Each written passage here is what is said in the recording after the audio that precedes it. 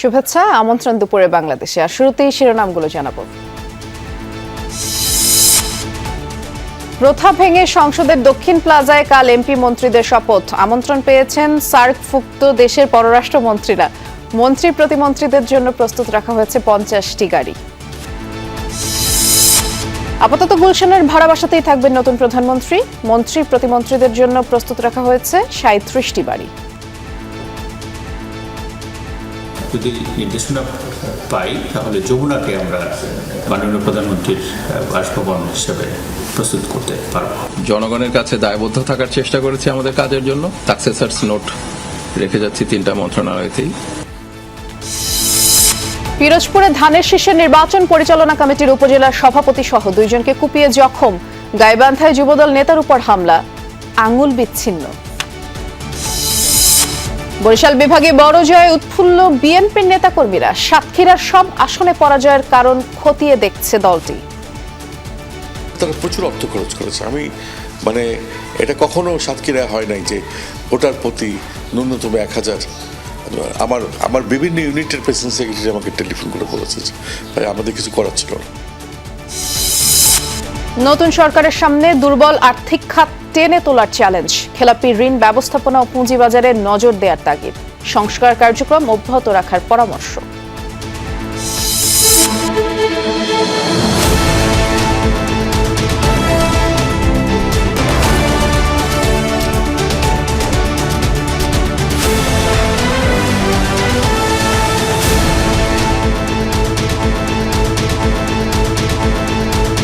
শিরোনামগুলো শুনছিলেন। এছাড়াও দেশ বিদেশে আরো খবর নিয়ে দুপুরে বাংলাদেশে নুসরাত বৃষ্টি আপনাদের সাথে আছি। ত্রয়োদশ জাতীয় সংসদ নির্বাচনের ফলাফলে নিরঙ্কুশ সংখ্যাগরিষ্ঠ দল হিসেবে সরকার গঠন করতে যাচ্ছে বিএনপি নেতৃত্বাধীন জোট। চিরাচরিত প্রথা ভেঙে এই প্রথমবারের মতো নতুন প্রধানমন্ত্রী ও মন্ত্রীদের শপথ হতে যাচ্ছে সংসদের দক্ষিণ প্লাজায়। মঙ্গলবার বিকেল 4টায় শপথ পড়াবেন রাষ্ট্রপতি মোহাম্মদ শাহাবুদ্দিন। এই শপথ অনুষ্ঠানে যোগ দিতে ভারত, পাকিস্তান সহ সার্কভুক্ত দেশগুলোর পররাষ্ট্রমন্ত্রীদের আমন্ত্রণ জানানো হয়েছে। একই দিন সকাল 10টায় শপথ নেবেন নবনির্বাচিত 297 জন সংসদ সদস্য। আর তাদের শপথ পড়াবেন প্রধান নির্বাচন কমিশনার এএমএম নাসির উদ্দিন। আর সবশেষ সংসদের স্পিকার ও কারাগারে থাকা ডেপুটি স্পিকারের অনুপস্থিতিতে এই সংবিধান অনুযায়ী শপথ পড়াবেন সিইসি। এই সরকারের নতুন মন্ত্রিসভার সদস্যদের জন্য এর মধ্যে ড্রাইভার সহ 50টি গাড়ি প্রস্তুত করা হয়েছে। শপথ অনুষ্ঠানের সকল প্রস্তুতি শেষ করেছে মন্ত্রিপরিষদ বিভাগ ও সংসদ সচিবালয়। আইন শৃঙ্খলা বাহিনীও সর্বোচ্চ নিরাপত্তা ব্যবস্থা নিয়েছে। আমরা শপথ অনুষ্ঠানের প্রস্তুতির খবর জানবো। সংসদ এলাকায় আমাদের সহকর্মী হাসান মিসবা অপেক্ষা করছেন আমাদের জন্য। মিসবা, আর মাত্র একটা দিনের অপেক্ষা, এরপরেই তো সংসদের দরজা খুলতে যাচ্ছে। অনেকদিন পর আসলে বলা চলে যে জাতীয় সংসদে বসবেন নতুন মন্ত্রিসভার সদস্যরা। এই অনুষ্ঠানের প্রস্তুতি সম্পর্কে আমাদেরকে একটু বিস্তারিত করে জানাবেন।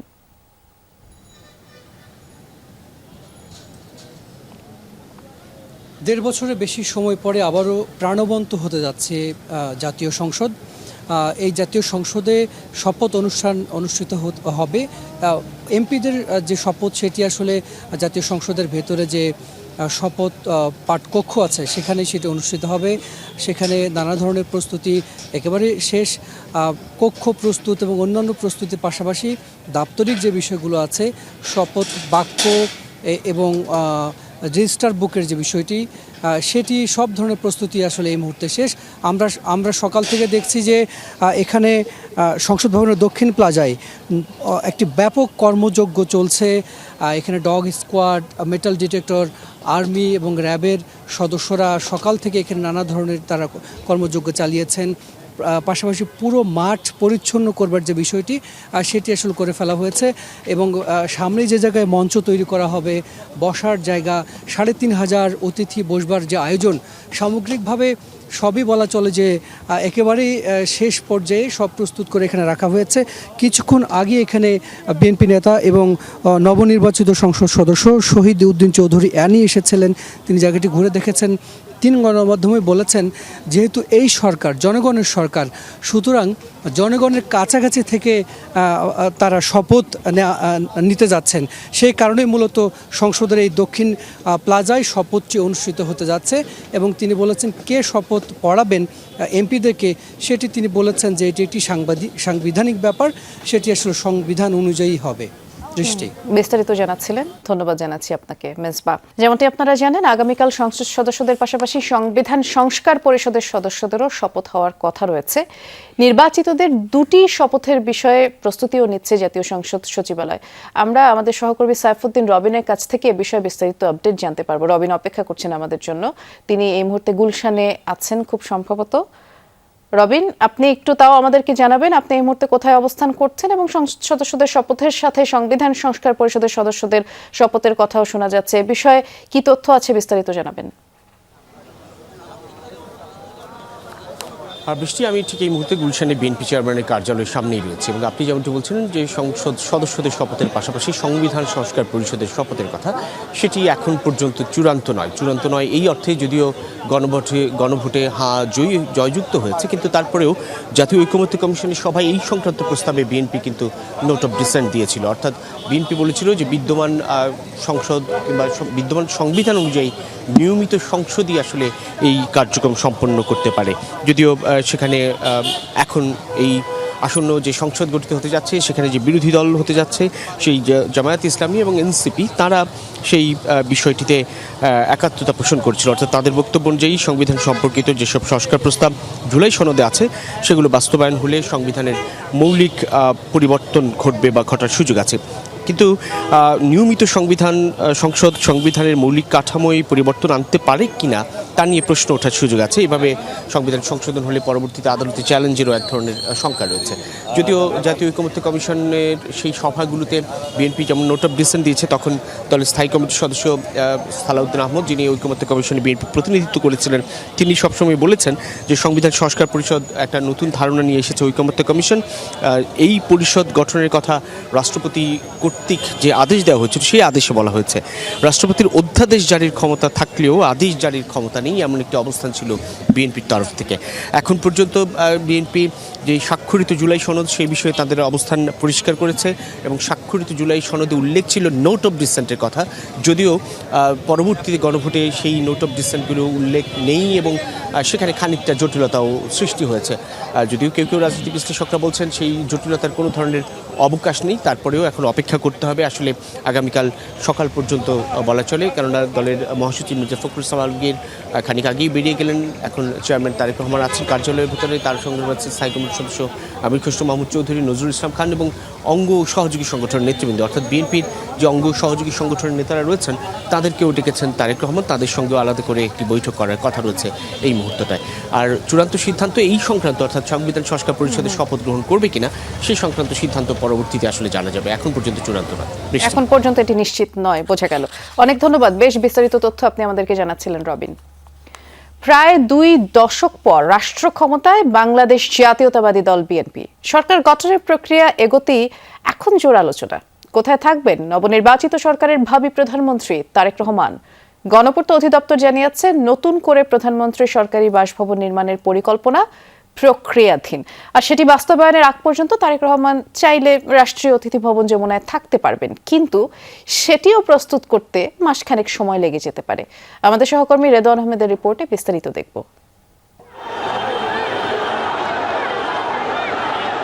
24-এর গণঅভ্যুত্থানের পর বদলে যায় দেশের রাজনৈতিক বাস্তবতা। সেদিন ছাত্র জনতার ক্ষোভের সাক্ষী হয়েছিল প্রধানমন্ত্রীর সরকারি এই বাসভবন গণভবন। পরে সেটি রূপান্তরিত হয় জুলাই স্মৃতি জাদুঘরে। ফলে অনেকের জিজ্ঞাসা, নতুন প্রধানমন্ত্রী থাকবেন কোথায়?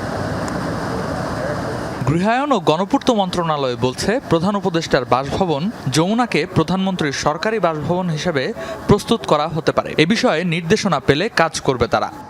যমুনাটা ওইভাবে সিকিউর করা আছে, যদি নির্দেশনা পাই তাহলে যমুনাকে আমরা খুব দ্রুততম সময়ের ভিতরে আমরা মাননীয় প্রধানমন্ত্রীর বাসভবন হিসেবে প্রস্তুত করতে পারব। তবে শুধু যমুনা নয়, নতুন করে প্রধানমন্ত্রীর জন্য একটি আধুনিক ও স্থায়ী বাসভবন নির্মাণের পরিকল্পনাও চলছে বলে জানিয়েছে মন্ত্রণালয়।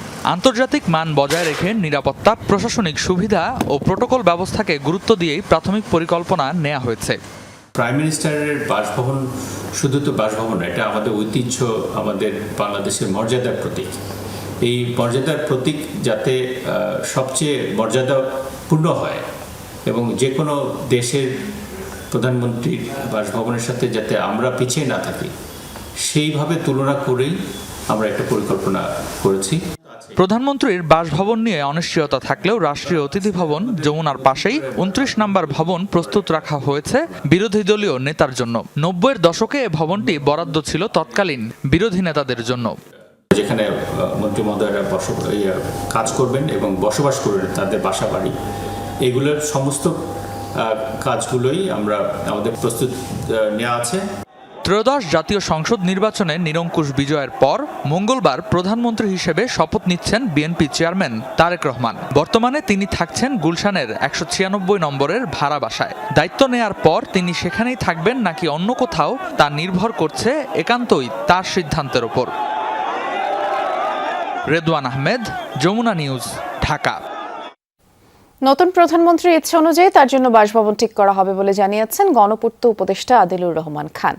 সকালে সচিবালয়ে নতুন মন্ত্রীদের বাসভবন নিয়ে ব্রিফিংয়ে তিনি জানিয়েছেন, নতুন মন্ত্রী প্রতিমন্ত্রীদের জন্য 37টি বাড়ি প্রস্তুত রাখা হয়েছে। এছাড়া স্পিকার, ডেপুটি স্পিকারের বাসভবন যমুনাও প্রস্তুত আছে। বলেন, Minto road, Bailey road, Gulshan, ধানমন্ডিতে বাড়ি প্রস্তুত আছে। আরও জানিয়েছেন, স্বরাষ্ট্র সচিব নাসিমুল গনিকে মন্ত্রিপরিষদ সচিব হিসেবে নিয়োগ দিয়েছে জনপ্রশাসন মন্ত্রণালয়। রাষ্ট্রে যে গত 15.5 বছরের যে ফ্যাসিবাদী শাসন, তার থেকে দেশকে একটা নতুন গতির মধ্যে নিয়ে আসার জন্য চেষ্টা করেছি। জনগণের কাছে দায়বদ্ধ থাকার চেষ্টা করেছি আমাদের কাজের জন্য, এবং সেই আকাঙ্ক্ষা বাস্তবায়নের জন্য চেষ্টা করেই আমাদের সাকসেসার্স নোট রেখে যাচ্ছি 3টা মন্ত্রণালয়তেই। অন্তর্বর্তীকালীন সরকারের প্রধান উপদেষ্টা ডক্টর মোহাম্মদ ইউনূসের সঙ্গে বিদায়ী সাক্ষাৎ করেছেন সেনাবাহিনী প্রধান জেনারেল ওয়াকারুজ্জামান।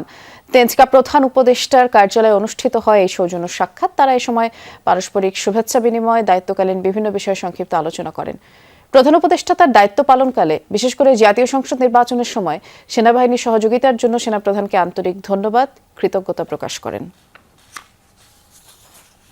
পিরোজপুরের সদরে 2 বিএনপি নেতাকে কুপিয়ে আহত করেছে দুর্বৃত্তরা।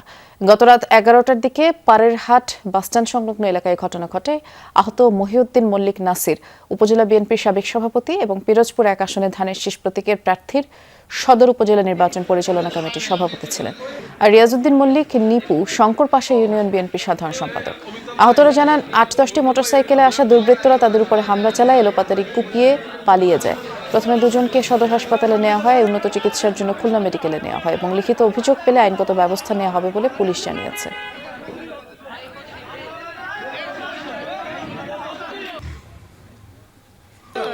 এদিকে গাইবান্ধার পলাশবাড়িতে এক যুবদল নেতাকে কুপিয়ে জখম করেছে দুর্বৃত্তরা। তার হাতের একটি আঙুল বিচ্ছিন্ন হয়ে গেছে। আহত কাকন মিয়া উপজেলা যুবদলের সদস্য, ইউনিয়ন যুবদলের সাংগঠনিক সম্পাদক। স্থানীয়রা জানায়, গতরাতে জুন্দাহ বাজারে কাকনের উপরে হামলা চালায় কয়েকজন, এলোপাতাড়ি কুপিয়ে গুরুতর জখম করে। এ সময় আশপাশের লোকজন এগিয়ে আসার পর হামলাকারীরা পালিয়ে যায় এবং কাকনকে রংপুর মেডিকেলে ভর্তি করা হয়। এই ঘটনায় বিএনপি ও যুবদলের স্থানীয় নেতারা জামায়াত শিবিরের নেতাকর্মীদের দায়ী করেছেন, তবে জামায়াত শিবিরের নেতারা সব অভিযোগ অস্বীকার করেছেন। বরিশাল বিভাগের 21 আসনের 18টি বিএনপি জোট পেয়েছে। নির্বাচনের আগে নানা জল্পনা কল্পনা থাকলেও নির্বাচন শেষে জামায়াত ইসলামীর প্রাপ্তি মাত্র 2টি আসন, আর ইসলামী আন্দোলন একমাত্র আসনটি পেয়েছে দক্ষিণাঞ্চল থেকে। বিএনপি মনে করে নির্বাচনের আগে দলের চেয়ারম্যানের বরিশাল সফর ভোটারদের মাঝে ইতিবাচক প্রভাব ফেলেছে। বিস্তারিত জানাচ্ছেন সহকর্মী কাউসার হোসেন।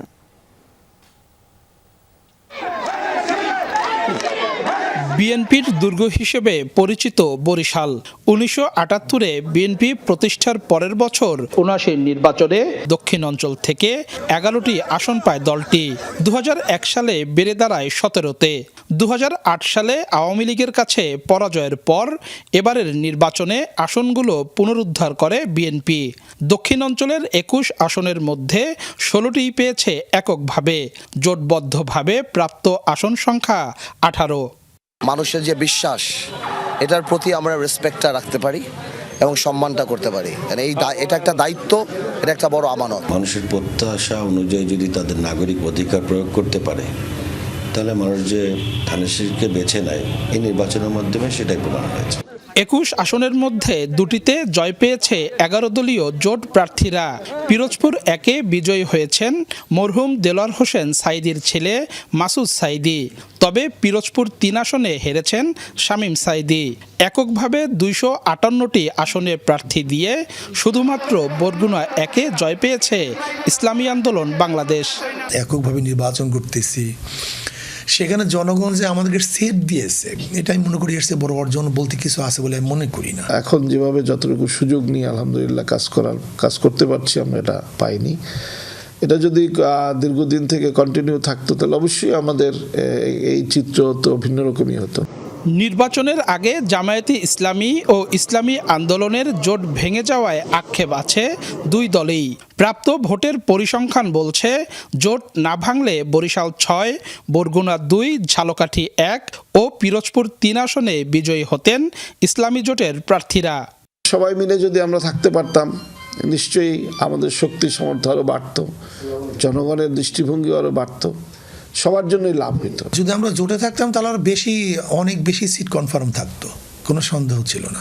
সুশাসনের জন্য নাগরিক সুজন বলছে মুক্তিযুদ্ধের ইতিহাস, নারী বিদ্বেষ, শরিয়া আইন প্রণয়নের প্রতিশ্রুতি ভোটের মাঠে ডুবিয়েছে জামায়াত ও ইসলামী আন্দোলনকে। মুক্তিযুদ্ধের পক্ষে একটা ব্যাপার এখানে কাজ করছে, পক্ষ বিপক্ষ, এটাও কিন্তু বিএনপিকে অনেকটা আগায় নিয়েছে। বরিশাল বিভাগ থেকে নির্বাচিত 21 সংসদ সদস্যের মধ্যে 12 জন এবারই প্রথমবার সংসদে যাবেন। ত্রয়োদশ জাতীয় সংসদ নির্বাচনের মধ্য দিয়ে দেশের দক্ষিণাঞ্চলে হারানো ঘাঁটি ফিরে পেয়েছে বিএনপি। রাজনৈতিক বিশ্লেষকরা মনে করেন এই অর্জন ধরে রাখতে হলে ঢেলে সাজাতে হবে দলের সাংগঠনিক কাঠামো, নিয়ন্ত্রণের মধ্যে রাখতে হবে তৃণমূলের নেতাকর্মীদের। কাউসার হোসেন, যমুনা নিউজ, বরিশাল। আমরা এ পর্যায়ে সচিবালয়ে যাচ্ছি, সেখানে কথা বলছেন নতুন মন্ত্রিপরিষদ সচিব নাসিমুল গনি। আমরা তার কথা শুনবো। করে যিনি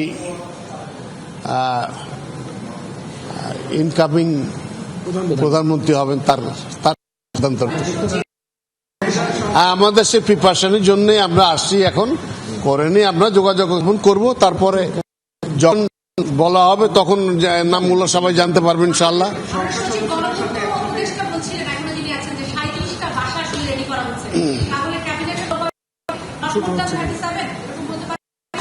এই সময় তো কোনো কমেন্ট নাই আমার এই মুহূর্তে, কারণ ওটা কতজনের মন্ত্রিসভা হবে সেটা ওনারাই ভালো বলবেন। একটা প্রিপারেশন করে করতে পারে সমস্ত প্রক্রিয়া, তো এটা স্ট্যান্ডার্ড যে প্রক্রিয়া সেটাই, নতুন নতুন কিছু নাই। সংবিধান সংস্কার কমিশন বিষয়ে একটু ক্লিয়ার করতে চাই।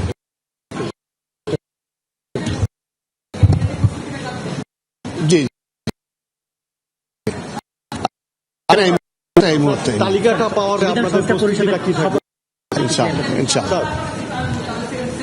তালিকা পাওয়ার পরে তাদের জন্য যে সচিবালয়ে সাংবাদিকদের প্রশ্নের উত্তর দিচ্ছিলেন নতুন মন্ত্রিপরিষদ সচিব নাসিমুল গনি, এবং তিনি যেমনটি বললেন তাকে মন্ত্রিপরিষদের যে আকার, সভার সদস্যদের আকার সম্পর্কে জানতে চাওয়া হয়েছিল, সে সম্পর্কে তিনি এখনো নিশ্চিত নন বলে ইঙ্গিত দিলেন। আমরা সরাসরি শুনছিলাম তার কথা।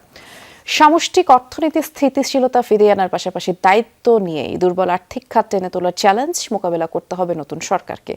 সুশাসন প্রতিষ্ঠায় এগিয়ে নিতে হবে চলমান সংস্কার কার্যক্রম, মনোযোগ দিতে হবে পাহাড় সমান খেলাপি ঋণ ব্যবস্থাপনায়, বিনিয়োগকারীদের আস্থা ফেরাতে শক্ত ভিত্তির উপর দাঁড় করাতে হবে পুঁজিবাজারকে। আর এক্ষেত্রে টেকসই উন্নয়নে নতুন সরকারকে কাঠামোগত সংস্কারে জোর দিতে হবে বলে মনে করেন বিশ্লেষকরা। পতিত হাসিনা সরকারের আমলে সবচেয়ে বেশি অনিয়ম হয়েছে আর্থিক খাতে। লুটপাটে খাদের কিনারে পড়ে অনেক ব্যাংক ও আর্থিক প্রতিষ্ঠান। ভঙ্গুর অবস্থা থেকে আর্থিক খাত টেনে তোলার উদ্যোগ নেয় অন্তর্বর্তী সরকার এবং বাংলাদেশ ব্যাংক। এ কাজে খানিকটা সফল হলেও টেকসই সংস্কার সম্ভব হয়নি। দুর্বল 5টি ব্যাংক একীভূত করে একটি নতুন ব্যাংক গঠন করা হলেও সেটি এখনো ঘুরে দাঁড়াতে পারেনি। 6টি ব্যাংক বহির্ভূত আর্থিক প্রতিষ্ঠান অবসায়নের সিদ্ধান্ত নিলেও তা বাস্তবায়ন করা যায়নি। এর বাইরে আরও কিছু ব্যাংক এবং আর্থিক প্রতিষ্ঠান আছে যারা টিকে থাকার সক্ষমতা হারিয়েছে। এমন বাস্তবতায় মঙ্গলবার সরকার গঠন করতে যাচ্ছে বিএনপি। দায়িত্ব নিয়েই দুর্বল আর্থিক খাত টেনে তোলার চ্যালেঞ্জ মোকাবেলা করতে হবে নতুন সরকারকে। এই এনপিএল কিভাবে ম্যানেজ করা হবে, যেটা 36% হয়ে গেছে, আরও সামনে বাড়তে পারে। আরও তো সিক ব্যাংক আছে যেগুলো চলবে না, এনবিএফআই আরও আছে, সেগুলোকে কিভাবে একটা যৌক্তিক সমাধানে আনা যাবে। রেগুলেটরের স্বাধীনতা, ব্যাংকিং কর্পোরেট গভর্নেন্স, সেগুলোর জন্য আইনি সুরক্ষা বা সংস্কার সেগুলো রয়ে গেছে। সুতরাং সেখানে একটা বড় অর্থনৈতিক সুশাসনের একটা বড় কাজ বাকি। দুর্দশা থেকে বের করে আনার জন্য আগামী পদক্ষেপগুলো কি হবে? আমরা কি আরও অ্যাসেট কোয়ালিটি রিভিউ করব? আর যদি এটা সিদ্ধান্ত হয় যে এটার অ্যাসেট কোয়ালিটি রিভিউ করার দরকার নাই, কাজে বর্তমানে যে তথ্যগুলি আছে এই তথ্যের ভিত্তিতে আপনি কোন দিকে যাবেন, বিকল্পগুলো কি আছে, অবসায়ন করবেন নাকি মার্জার করবেন নাকি অন্যান্য সরকারিকরণ করবেন, প্রশাসক নিয়োগ করবেন, ইত্যাদি ইত্যাদি অনেক অপশনসগুলো দেওয়া আছে। সেখানে তারা কোন পথে হাঁটবেন এইটার একটা পথ নকশা থাকতে হবে। চরম নড়বড়ে অবস্থায় আর্থিক খাতের আর এক গুরুত্বপূর্ণ অংশ পুঁজিবাজার। ঘুরে দাঁড়ানোর বদলে আরও তলানিতে গেছে অন্তর্বর্তী সরকারের সময়ে। পুঁজিবাজারের বিদ্যমান সমস্যার সমাধান নতুন সরকারের জন্য চ্যালেঞ্জ হবে বলে মনে করেন অর্থনীতিবিদরা। বিনিয়োগকারীদের আস্থা ফেরাতে এ খাতে কাঠামোগত সংস্কারে অগ্রাধিকার দেওয়ার পরামর্শ তাদের। আগামী সরকারের অর্থনৈতিক পরিকল্পনা এবং অগ্রাধিকার এবং কার্যক্রম সেই জায়গায় পুঁজিবাজার বা ক্যাপিটাল মার্কেটকে সমস্যার সমাধান এবং এটাকে একটা শক্ত ভিত্তির উপর দাঁড়া করিয়ে এটার সম্প্রসারণ একেবারে সর্বোচ্চ অগ্রাধিকার পাওয়া উচিত বলে আমি মনে করি। পুঁজিবাজারের যে কাঠামোগত সমস্যাগুলি আছে এইগুলোর দিকে বেশি নজর দিতে হবে। এত দীর্ঘদিন ধরে পুঁজিবাজার একটা স্থবির অবস্থায় রয়ে গেছে এবং লুটপাট বা এই যে কুশাসনের যে একটা সংস্কৃতি তৈরি হয়েছে সেটা থেকে আমরা বেরিয়ে আসতে পারিনি। কাজে ওই কাঠামোগত সংস্কারগুলোই গুরুত্ব পাওয়া উচিত। পুঁজিবাজার সম্প্রসারণে প্রাতিষ্ঠানিক বিনিয়োগকারীর সংখ্যা বাড়ানোর পাশাপাশি নতুন কোম্পানি তালিকাভুক্তকরণে প্রতিবন্ধকতা দূরীকরণে মনোযোগ দেওয়ার পরামর্শ অর্থনীতিবিদদের। আলমগীর হোসেন, যমুনা নিউজ, ঢাকা। চট্টগ্রামে ভোটের মাঠে বড় চমক, এলডিপির ঘাঁটিতে বিএনপির জয়। চট্টগ্রাম 14 আসনের ফল সব হিসাব পাল্টে দিয়েছে। অলিপুত্রকে হারিয়ে বিএনপি প্রার্থী জসিমউদ্দিন আহমেদের চমকের খবর এখন সবার মুখে মুখে। অভাবনীয় এই জয় নিয়ে নানামুখী বিশ্লেষণও চলছে। প্রায় 2 যুগ পর বিএনপির বিজয়ী প্রার্থীকে ঘিরে দলীয় নেতাকর্মীদের উচ্ছ্বাস। চন্দনাইশ সাতকানিয়া আংশিক এলাকা নিয়ে গঠিত চট্টগ্রাম 14 আসনে প্রথমবার ধানের শীষের প্রার্থী হয়েই চমক দেখান জসিমউদ্দিন আহমেদ। দলের 2 জন বিদ্রোহী প্রার্থী উপজেলা বিএনপির একাংশের বিরোধিতাও দমাতে পারেনি তাকে। এই বিজয় শুধু আমার একার নয়, এটি চট্টগ্রাম 14 সংসদীয় আসনের সর্বস্তরের জনগণের বিজয়। চন্দনাইশ মূলত এলডিপির চেয়ারম্যান অবসরপ্রাপ্ত কর্নেল অলি আহমেদের ঘাঁটি হিসেবে পরিচিত ছিল দীর্ঘদিন। 6 বার সংসদ সদস্য এবং একাধিকবার মন্ত্রী ছিলেন। এবার নিজে প্রার্থী না হয়ে তার ছেলে ওমর ফারুককে 11 দলীয় জোটের প্রার্থী করলেও দিনরাত মাঠে ছিলেন অলি আহমদ। কিন্তু ধানের শীষের প্রার্থীর কাছে হার চট্টগ্রামে বেশ আলোচিত হচ্ছে। বয়স শেষার এসে আমার মনে হয় উনি রাজনৈতিকভাবে তার এই পতনটা হলো, এটা ওনার বিভিন্ন রাজনৈতিক আচরণের কারণে হয়েছে। এটা চন্দনেশের মানুষ মানে ধানের শীষের পক্ষে। এলডিপির দুর্গে নবীন প্রার্থী দিয়েও বিএনপির অভাবনীয় জয় নিয়ে চলছে নানামুখী বিশ্লেষণ। আমি বলেছি আপনারা বেঈমানকে শিক্ষা দেন, আপনারা জিয়ার আদর্শের সাথে এই যে প্রতারণা করে নিজের ছেলেকে এমপি বানানোর যে ষড়যন্ত্র এটা রুখে দাঁড়ান। তিনি 11 দলীয় জোট যেটি জামাতের নেতৃত্বে সম্প্রতি ফর্ম করেছে সেখানে সংযুক্ত হওয়াটাকে স্থানীয় অনেক মানুষ এটাকে নেতিবাচকভাবে মনে করেছেন। এছাড়াও জসিমউদ্দিন আহমেদ যিনি নির্বাচিত সাংসদ, ওনার ব্যক্তিগত কিছু ক্যারিশমাও রয়েছে। একদিন পর ভিডিও বার্তায় ফলাফল নিয়ে মতামত জানান এলডিপি সভাপতি।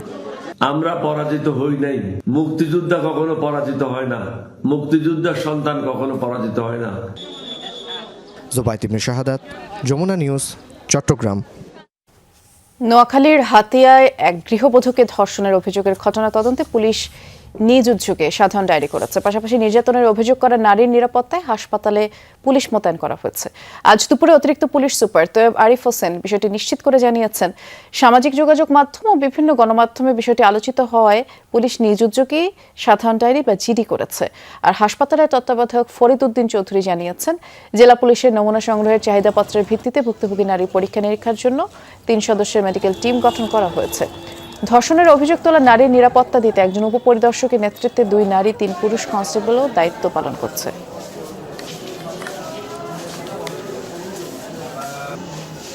মেহেরপুর শহরের একটি বেসরকারি ক্লিনিকে অস্ত্রোপচারের সময় নাসিমা নামের এক নারীর মৃত্যু হয়েছে। এ ঘটনায় নিহত স্বজনরা ক্ষুব্ধ হয়ে ক্লিনিকে হামলা চালায়। ক্লিনিক মালিক ডাক্তার মিজানুর রহমান ও তার ছেলে অ্যানেস্থেসিস্ট ডাক্তার মুশফিকুর রহমান অফিকে মারধর করে তারা।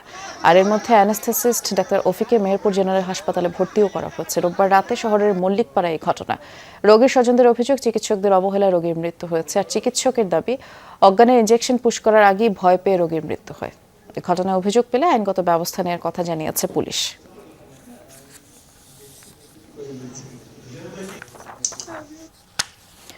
একুশে ফেব্রুয়ারি ও পহেলা বৈশাখকে ঘিরে ঝিনাইদহের ফুল চাষিদের ব্যস্ততা বাড়ছে, কিন্তু উৎপাদন খরচ তোলা নিয়ে তারা সংশয়ে আছেন। এদিকে ব্যবসায়ীদের শঙ্কা, রোজার কারণে তাদের মন্দায় পড়তে হবে। উৎসবের দিনক্ষণ দরজায় কড়া নাড়লেও পাইকারদের তেমন দেখা মিলছে না। অথচ গেলবারেও এই মৌসুমে চাহিদা অনুযায়ী যোগান দিতে হিমশিম খেতে হয়েছে।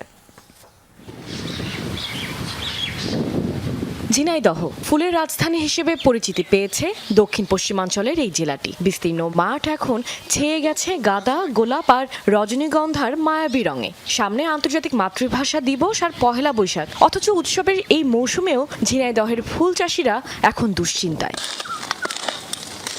বছরের এই সময়টাতে ফুলের বাজার থাকে রমরমা, কিন্তু এবারের হিসাবটা কিছুটা ভিন্ন। জাতীয় নির্বাচনের ডামাডোলের কারণে ভ্যালেন্টাইন ডেতেও আশানুরূপ ব্যবসা হয়নি। রোজার মধ্যেই 21 ফেব্রুয়ারি, তাই ফুলের চাহিদা ও দাম নিয়ে সংশয়ে আছেন ব্যবসায়ীরা। চাষিদের দুশ্চিন্তা, উৎপাদন খরচ উঠবে তো।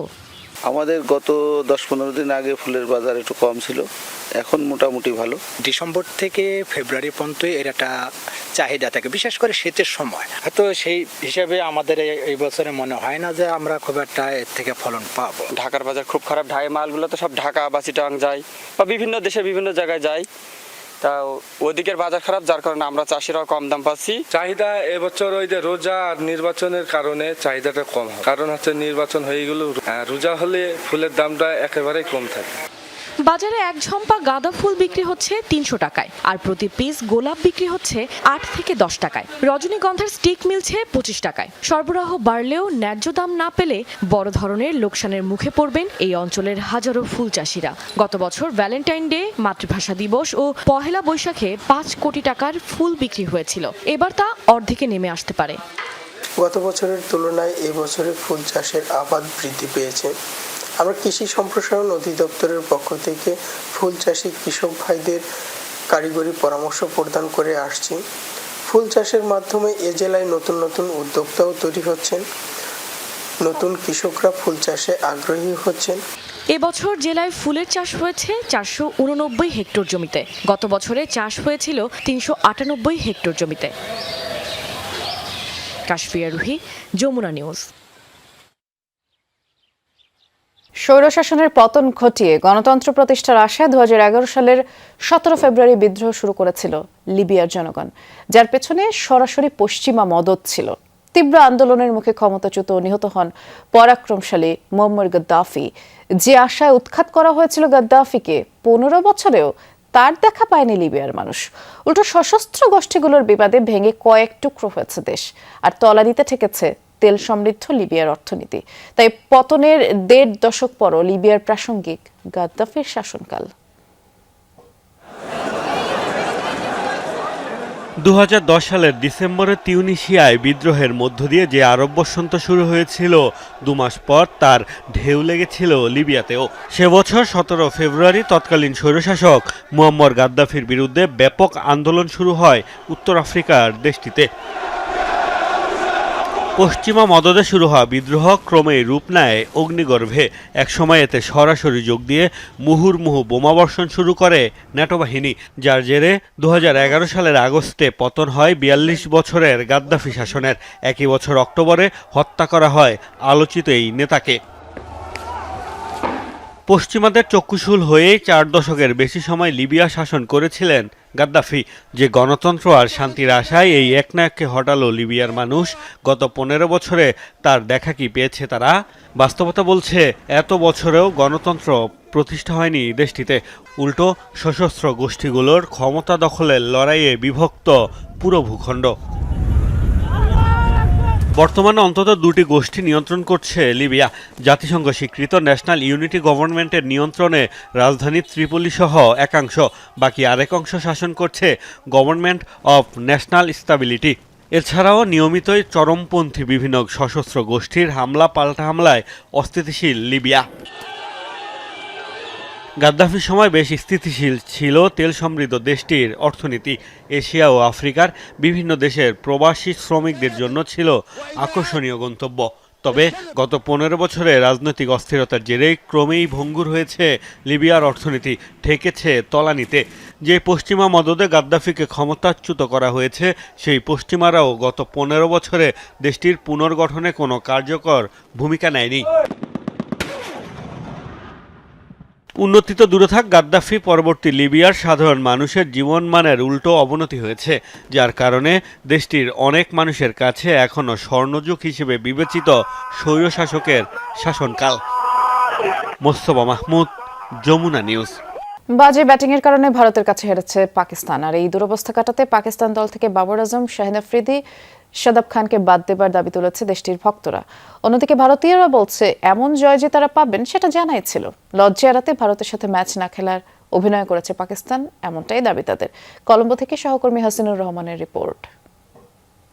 ভারত পাকিস্তান মহারণে যে টিম ইন্ডিয়ায় হট ফেভারিট ছিল, বড় ব্যবধানে তারা জিতবে এমনটাই অনুমেয় ছিল, সেটা বোঝার জন্য ক্রিকেট বোদ্ধা হবার প্রয়োজন পড়ে না। তবে পাকিস্তান যেভাবে মুখ থুবড়ে পড়েছে সেটাই সবচেয়ে বেশি হতাশ করেছে পাকিস্তানিদের। তাই তো পাকিস্তান দলে বড় রদ বদলের দাবি তুলেছেন ভক্তরা। पाकिस्तान की टॉप ऑर्डर जो मुकम्मल क्रैश हो गई है, बिल्कुल अच्छा नहीं खेल सकी। और दो दिन हमारे टीम के अंदर ऐसे प्लेयर हैं जिनको टीम के अंदर होने नहीं चाहिए, जिसमें बाबर आजम टॉप पे है, उसके अलावा शादाब खान है, उसके अलावा शहीनशाह अफरीदी है। इनकी T20 के अंदर जगह नहीं बनती है। টি-20 বিশ্বকাপে বাংলাদেশকে কেন্দ্র করে যে ঘটনা ঘটেছে তাতে পাকিস্তান ক্রিকেট বোর্ড যেভাবে পাশে দাঁড়িয়েছিল বিসিবির, তাতে এবার অনেক বাংলাদেশি পাকিস্তানকে সমর্থন করেছে ভারতের বিপক্ষে ম্যাচে। সেটা অনেকটাই পাকিস্তানের সাপোর্টের প্রতিদান হিসাবে। তাই তো ভারতের বিপক্ষে এই হারে পাকিস্তানি সমর্থক বাংলাদেশিদের প্রতিও চেয়েছেন ক্ষমা। बांग्लादेशी फैन, मैं आपसे माफ़ी मांगता हूँ। आज आपका भी दिल टूटा है, आज आप भी निराश हुए होंगे, परेशान हुए होंगे। आप भाई हो, अल्लाह का शुक्र है कि अल्लाह ने एक मौका दिया हम दोनों भाइयों को फिर मिल के आने का। मेरे जिंदगी की ख्वाहिश थी मैं ढाका में जाऊँ। ভারত তো জিতবে, এটাই তো স্বাভাবিক। পাকিস্তানের বিপক্ষে আধিপত্য দেখাবে প্যান ব্লুরা, দম্ভ করে এই কথাটা এখন ভারতীয় সমর্থকরা বলছেন, বলতেও পারেন। কেননা টি-20 বিশ্বকাপের 9 দেখায় যে এখন 8 বারই জিতে নিল team India. We always knew India is going to win it. Boycott was just a bargain which they didn't get it. Final में देखेंगे, यही बोलने वाले हैं। आप देखना, मैं बड़ी देर से इनको फॉलो करता हूँ, अभी ये बोलेंगे फाइनल में देखेंगे। अब फाइनल तक पहुंचेंगे नहीं यार, अगर कहीं पहुंच भी गए फिर भी पिटेंगे। পাকিস্তান ভারতের বিপক্ষে হেরেছে, এই লজ্জা হয়তো আর ফেরানোর সুযোগ নেই। তবে পাকিস্তানের সামনে এখনো সুযোগ আছে পরের রাউন্ডে যাবার, বিশ্বকাপের সেমিফাইনাল, ফাইনাল খেলা। হাসিনুর রহমান, যমুনা স্পোর্টস, কলম্বো, শ্রীলঙ্কা। চলতি মাসে শেষ হবে প্রধান নির্বাচক হিসেবে গাজী আশরাফ হোসেন লিপুর মেয়াদ। জানা গেছে চুক্তি নবায়নে খুব একটা আগ্রহী নন লিপু। দীর্ঘমেয়াদে কাজ করতে না চাওয়া এই মর্মে বিসিবির ক্রিকেট অপারেশনস বিভাগের কাছে এর মধ্যে চিঠিও দিয়েছেন লিপু। এদিকে দ্বিস্তর বিশিষ্ট নির্বাচক প্যানেলের ভাবনায় বিসিবি প্রতিটি জোনে থাকবেন একজন করে নির্বাচক, তারাই সেন্ট্রালি নির্বাচকদের সাথে কানেক্টেড থাকবেন আর তাদেরকে রিপোর্ট করবেন।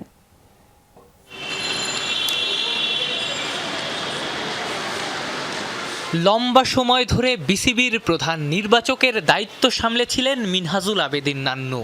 অন্যতম নির্বাচক হিসেবে দীর্ঘদিন ছিলেন হাবিবুল বাশার সুমনও। 2024 সালে তারা চলে যাওয়ার পর থেকেই নির্বাচকের পদ যেন হয়ে গেছে ম্যাজিক্যাল চেয়ার। নান্নুর জায়গায় বিসিবির প্রধান নির্বাচকের দায়িত্ব নিয়েছিলেন আর এক সাবেক অধিনায়ক গাজী আশরাফ হোসেন লিপু। বাশারের জায়গায় হান্নান সরকার 1 বছর বাদে পদ ছেড়ে দেন নির্বাচক হান্নান। 6 মাস বাদে পরিচালক হতে দায়িত্ব ছাড়েন আব্দুর রাজ্জাক। মাঝে আবার যোগ দেন হাসিবুল হোসেন শান্ত। পরিস্থিতি এখন এমন দাঁড়িয়েছে যে এবার একা হওয়ার পথে নির্বাচক শান্ত। চলতি মাসেই শেষ হবে নির্বাচক হিসেবে লিপুর মেয়াদ। জানা গেছে দীর্ঘ মেয়াদে কাজ করতে না চাওয়া মর্মে বিসিবির ক্রিকেট অপারেশনস বিভাগের কাছে এরই মধ্যে চিঠি দিয়েছেন লিপু। বিসিবি রাজি হলে 1 বছরের জন্য কাজ করতে পারেন লিপু। সেক্ষেত্রেও আছে কিছু জটিলতা। নানাবিধ ব্যক্তিগত ব্যস্ততায় বছর জুড়ে লিপুর ক্রিকেটে সময় দেয়া কঠিন। আর বাংলাদেশের নির্বাচকদের তো কাজেরও অন্ত নাই। জাতীয় দল এইচপি এ দল তো আছেই, এনসিএল বিসিএল এর দলও নির্বাচকদেরই করে দিতে হয়। বিপিএল এর প্লেয়ার্স ক্যাটাগরি তৈরির দায়িত্ব বর্তায় তাদেরই কাঁধে। যদিও নির্বাচকদের একটু রিলিফ দিতে চাচ্ছে বিসিবি।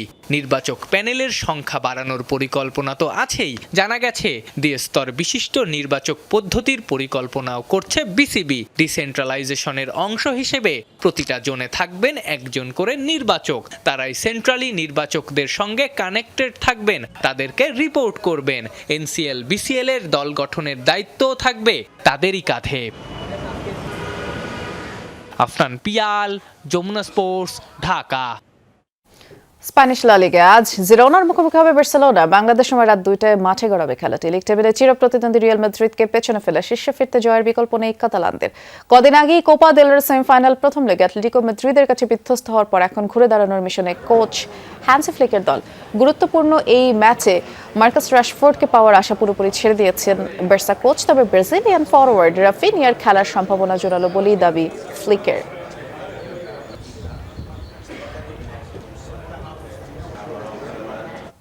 এ ছিল আমার কাছে দুপুরে বাংলাদেশের প্রথম ঘন্টার আপডেটে। পরের ঘন্টার আপডেট নিয়ে ফিরবেন সহকর্মী ছোঁয়া খন্দকার। দেখার আমন্ত্রণ রইল।